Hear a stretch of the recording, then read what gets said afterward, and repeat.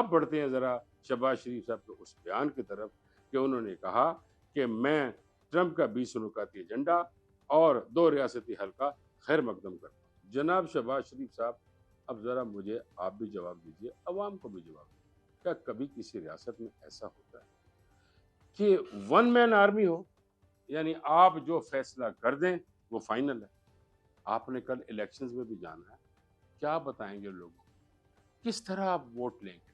میں تو یہ سمجھتا ہوں کہ تمام فیصلہ جو آپ نے کر دیا اور خیر مقدم کر دیا، کیا آپ نے اپوزیشن سے پوچھا ہمیں کیا کرنا چاہیے، ہمیں کیا سٹانس لینا چاہیے؟ کیا آپ پارلیمنٹ میں گئے اور ان سے کوئی فیصلہ لیا، انہیں یہ بتایا یہ جو ہم خیر مقدم کر رہے ہیں؟ کیا آپ نے عوام کو اعتماد میں لیا؟ کیوں نہیں لیا؟ آپ اکیلے معتبر نہیں ہیں، 5 سال کے لیے آپ آئے ہیں جس میں سے میکسیمم وقت آپ گزار چکے ہیں، تو پھر آپ نے الیکشن کی طرف جانا ہے۔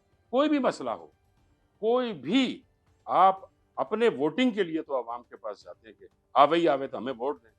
تو یہ نہیں ہے کہ میاں دے نعرے ہر جگہ نہیں بجن گے، میاں کے نعرے عوام کے ساتھ اچھے لگتے ہیں۔